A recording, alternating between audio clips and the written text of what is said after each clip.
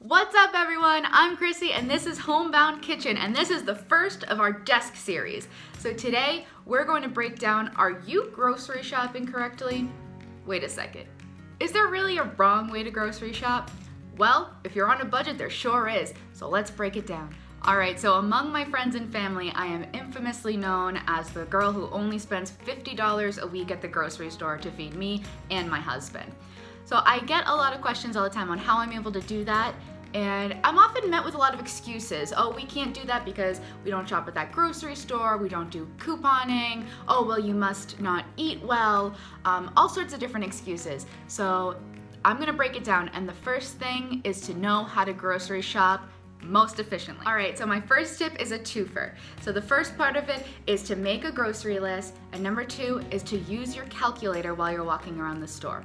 So the first thing I do before I go grocery shopping is I write out all of the meals that we're going to be having that week for dinner on a whiteboard that I keep on the fridge. From all of those meals that I put on the whiteboard, I go through my cabinets, my pantry, and the refrigerator and freezer and look for ingredients that I already have for those recipes and write down the ingredients that I need.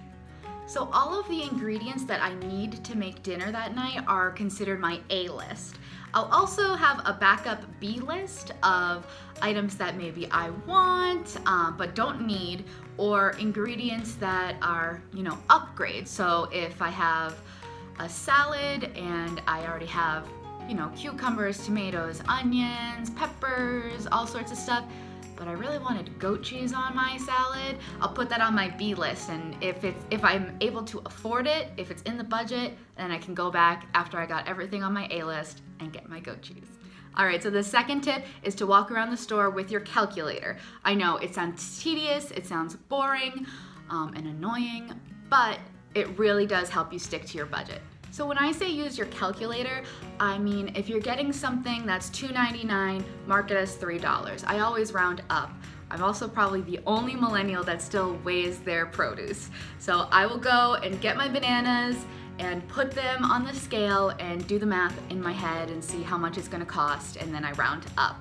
So as you're going through, if you have a $50 grocery budget, you could say, okay, we're halfway there, we're at $30, and you can kind of gauge if you're gonna be able to complete your list and if you're gonna be able to have the items on your B list. So once you have everything from your A list, now you can go have a little fun with your B list. But this doesn't mean that you can stop using the calculator. So you wanna keep calculating things and stick to that budget. So my next tip is to shop the perimeter of the store. I wouldn't say do this first, you definitely wanna stick to your list first, but seek out the discount racks. Our store has discount racks in produce, in canned goods, and in bakery. So sometimes in the bakery, we'll go and look there first if we have breadcrumbs on the list. You can get the day-old, bread and make your own breadcrumbs, and that's often a lot cheaper. In the canned goods section, sometimes you can find cereal with the label torn or pasta with the box dented, and that obviously doesn't impact the quality of the food. So we will choose to pick up those items first. So the next tip is a simple one. Waste not, want not. We hardly ever throw away food.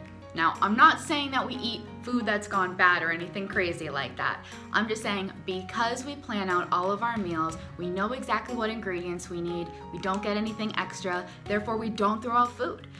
This is great for your budget, this is great for the environment, it's a great way to reduce your food waste. All right guys, the last tip that I have is a controversial one. It's consider eating less meat and cheese. I know. I love cheese, goat cheese, Parmesan cheese, brie, I love it all, but it's expensive. Same with meat.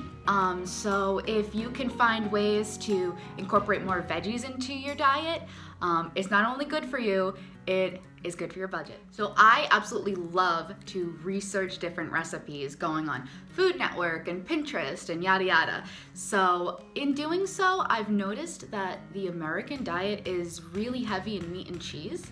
And it's not that way all around the world. So I've been taking inspiration from different cuisines and finding different recipes that use less meat, less cheese, or even replacing meat with tofu. I know I'm gonna get roasted for suggesting that, but tofu can taste like whatever you want it to taste like.